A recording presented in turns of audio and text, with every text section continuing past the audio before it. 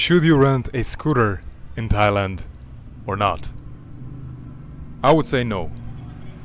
You don't need to. And I would say it can be more of a headache. Now, you have to take into consideration the city or the place you're in Thailand, and you have to take into consideration what do you want to do? What are your plans?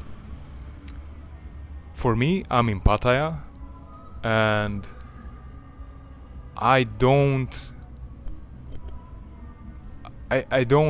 see new places every day. The main reason why I came here was to focus on my business, focus on myself. So yes, I do go and visit places. I do go places, but that's not my main priority. So, and besides that, I'm in Pattaya. And what do I say besides that? Here, besides having Bolt, which is like Uber, you also have a sort of public transport, which is basically a car, a kind of like a truck, and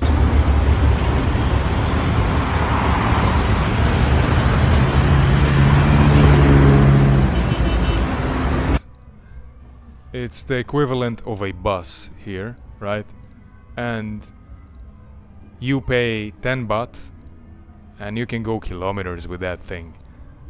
And 10 baht is like, how much is it? It's 30 cents. Okay, $0.3. That's how much 10 baht is. So it's extremely affordable. And then you have Bolt, which is really affordable as well. Like, I was going the other day, I used Bolt the other day, and I paid $1 for 3 kilometers. I don't know exactly how much that is in miles. Probably 2 miles or something like. I'm not sure exactly how much it is in miles, but 3 kilometers, and I paid $1 or less than $1. Now, that's one main reason why I say you shouldn't rent a motorbike, because it's very affordable to use Bolt, which is like Uber, so you're just taking taxi.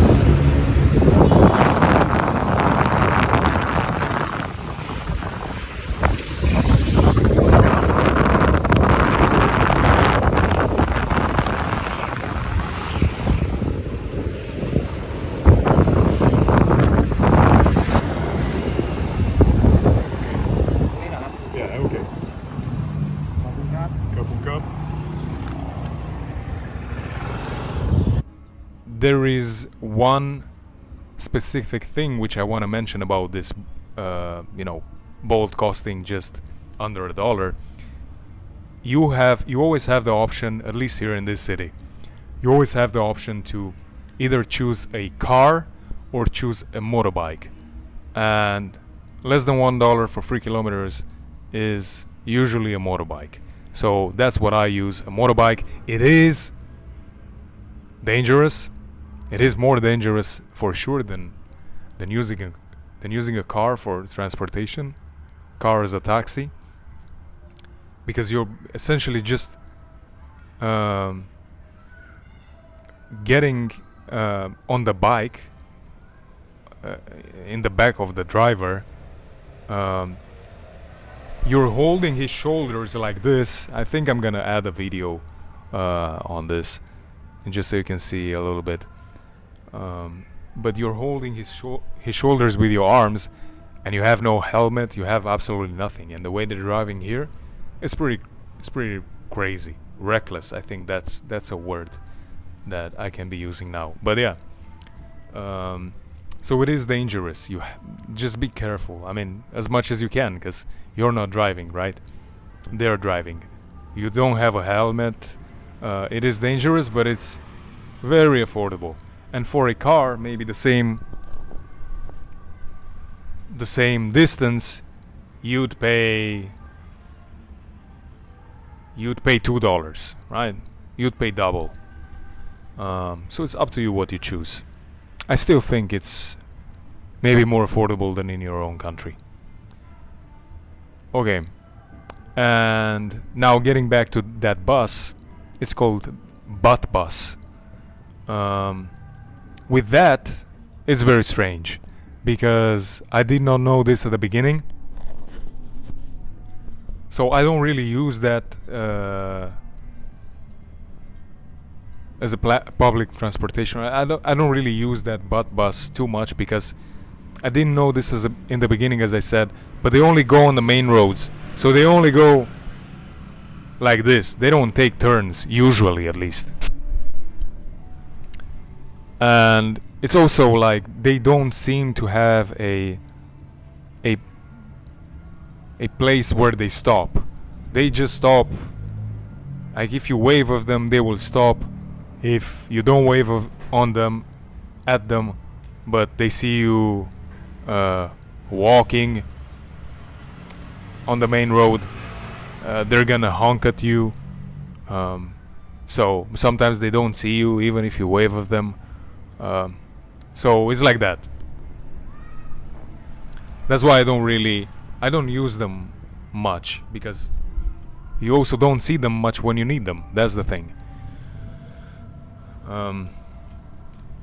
So the first reason is because it's pretty affordable to go around with a taxi, Bolt, or this public transport butt bus. Second reason is because it's stressful. You need to find a place to park your motorbike. You need to make sure you don't have scratches on it. It's just an extra stress, honestly. And I think that reason alone should be a good enough reason to not have a motorbike. At least not in Thailand, and at least not here in Pattaya. But of course, it depends on your needs. Besides that, this is like there's a lot of mosquitoes here.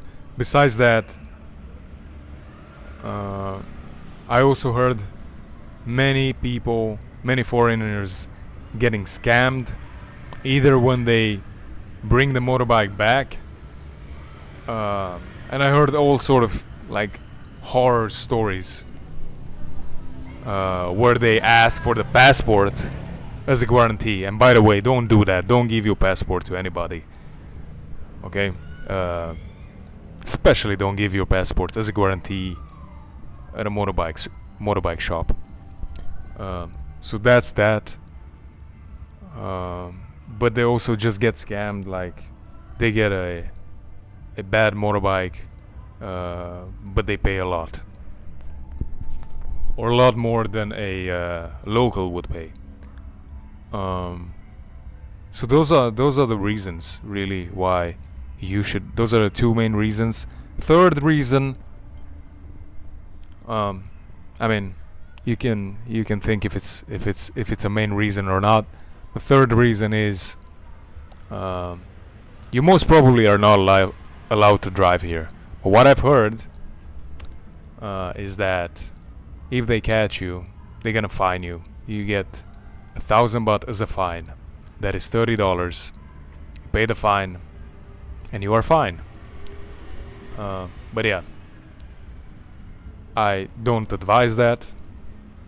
Make sure you are driving legally.